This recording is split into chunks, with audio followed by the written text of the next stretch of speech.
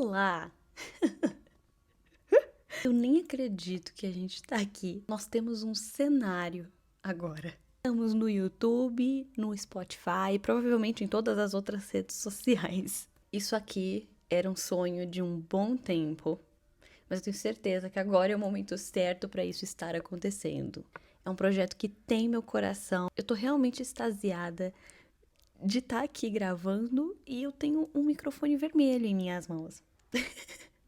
Você me conhece, você sabe que eu sempre preciso de um ponto vermelho no meu look.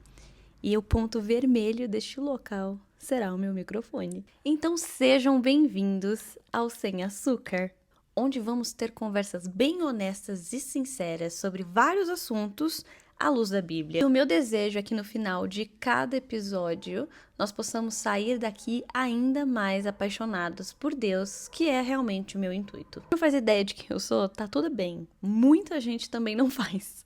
Então, eu sou a Lívia, eu tenho 24 anos, sou de São Paulo, capital, sou cristã desde o ventre, fui criada por uma tia do coque, um tio e a minha vovozinha. Minha igreja local é a Zion Church, onde eu estou desde os meus 8 anos de idade. Eu trabalho com assessoria de casamentos internacionais e com moda. Agora eu curso produção publicitária na Belas Artes. E no final, o mais importante disso tudo é que eu sou completamente apaixonada pelo Senhor Jesus. Não existe um pedacinho sequer da minha história que não contenha um testemunho da poderosa mão de Deus. E para o nosso primeiro capítulo, eu vou falar de algo que eu tenho ouvido muitas pessoas falarem e que por muito tempo foi uma crise minha.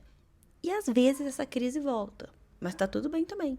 Sou crente e estou no mercado de trabalho. Como devo me posicionar? Bom, eu espero que nesse momento você saiba que nem todos os cristãos, eles foram chamados para serem pastores ou estarem 100% no ministério. Os que são chamados para diversas esferas e áreas, seja ela dentro da igreja ou fora. Mas isso deve impactar a forma com que você vive o cristianismo? De jeito nenhum. Eu vou começar com um versículo da Bíblia que fala um pouco sobre isso. 1 Coríntios 12:12. O nosso corpo tem muitas partes, mas o conjunto constitui um só corpo. Assim e também o corpo de Cristo. Cada um de nós é uma parte do corpo. E aí um pouquinho mais abaixo, lá no versículo 18. Mas Deus formou-se com muitas partes, e cada uma com a sua função própria. E que coisa estranha seria um corpo humano com uma só parte. Mas não. São muitas as partes, mas um só corpo. O olho nunca poderá dizer para a mão, não preciso de ti. Nem a cabeça poderá dizer aos pés, vocês são-me inúteis. Nós somos um só corpo, o corpo de Cristo, e recebemos o mesmo Espírito e uma missão conjunta, trazer o reino de Deus para a terra. Nesses versículos fica bem claro que isso não aconteceria se todos nós tivéssemos o mesmo chamado de sermos pastores ou de ficarmos nas quatro paredes da igreja. Em Marcos 16:15 fala, ide por todo o mundo e pregai o evangelho a toda criatura. Isso quer dizer que aonde quer que você esteja, faz parte do seu chamado de vida. Ide por todo mundo e pregai o evangelho a toda criatura.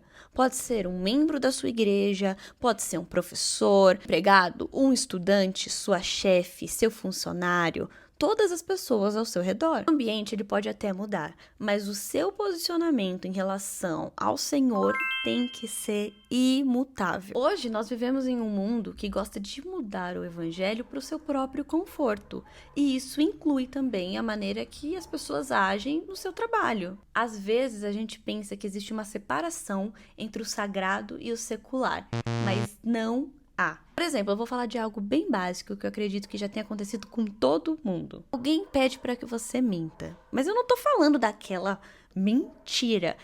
Parece algo inofensivo, é aquela mentira boba que você não consegue nem pensar em dizer não. É bobo demais pra você dizer não, sabe? Eu lembro uma vez que eu ouvi o Senhor dizer pra mim, assim que começam a dar espaço pro diabo agir, a serem coniventes com o pecado, de brechinha em brechinha um buraco se forma. Tem uma coisa que o diabo não tem, é pressa. Ele vai esperar, ele vai ficar ali cavando, centímetro por centímetro, até ele ter você por completo. Nós vemos, infelizmente, grandes pessoas de Deus caindo no pecado.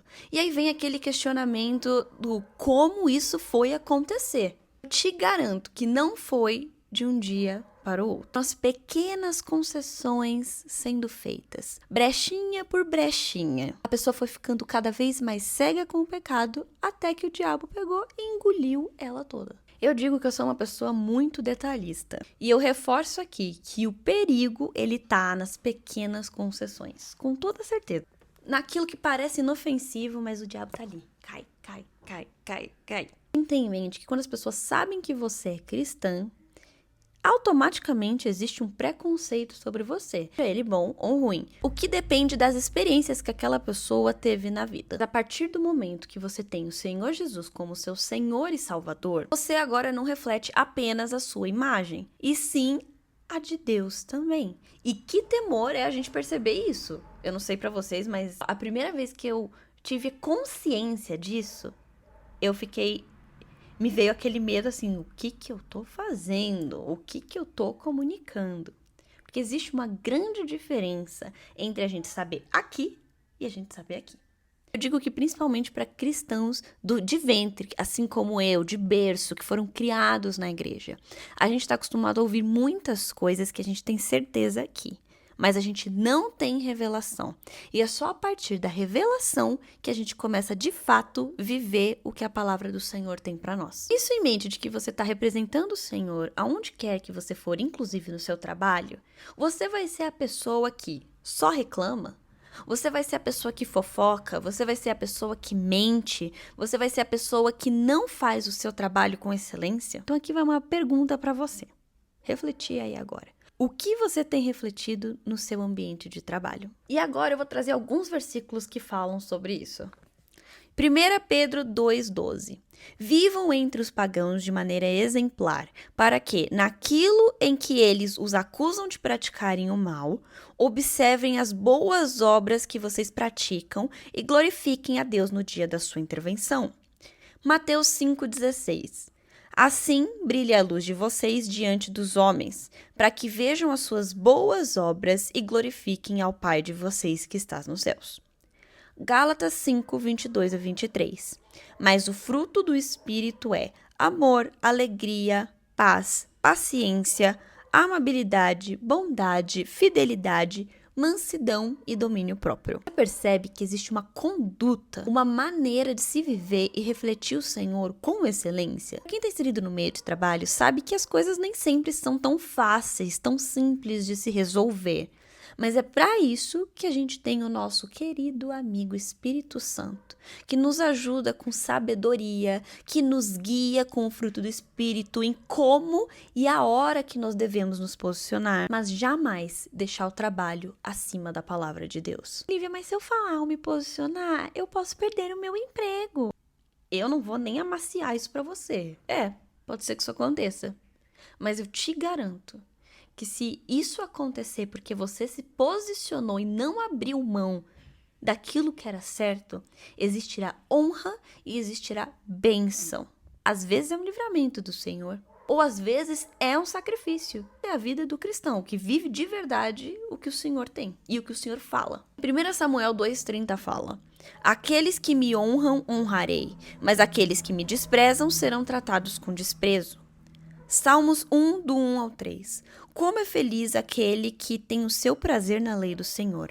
É como árvore plantada à beira de águas correntes. Tudo o que ele faz prospera. Então veja bem, tudo que eu estou falando aqui existe Bíblia, existe um embasamento bíblico. Eu não estou falando apenas para te dar um susto ou tentando amaciar, porque esse não é o intuito desse lugar. A gente fala, a gente discute tudo à luz da Bíblia. Existe um livro que mudou a minha visão de trabalho e até hoje está nos meus top livros favoritos da vida. Eu vou até indicar ele aqui.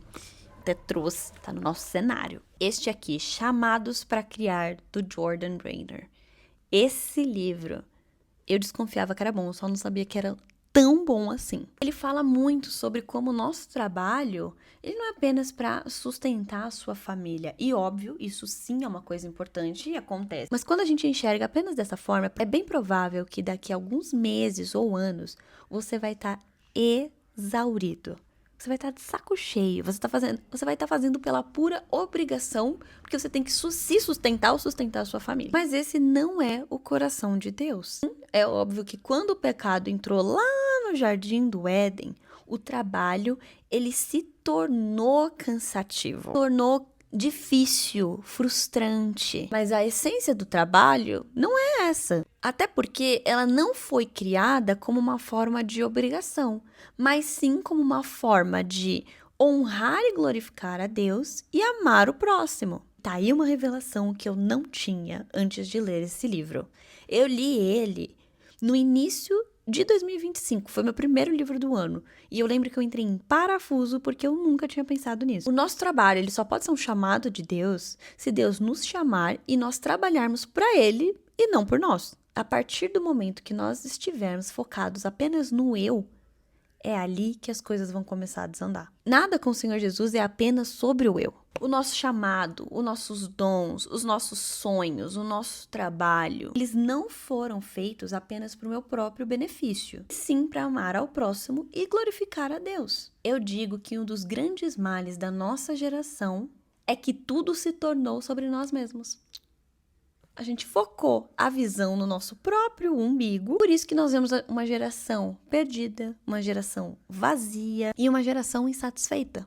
Quando você tá onde o Senhor te chamou para estar, existe graça, existe sabedoria, existe plenitude e existe paz. Não tenha medo, tenha temor e foco de glorificar a Deus aonde quer que você esteja. Não seja conivente com o pecado, não fique calado, mas seja você. Veja bem, não seja um cristão insuportável.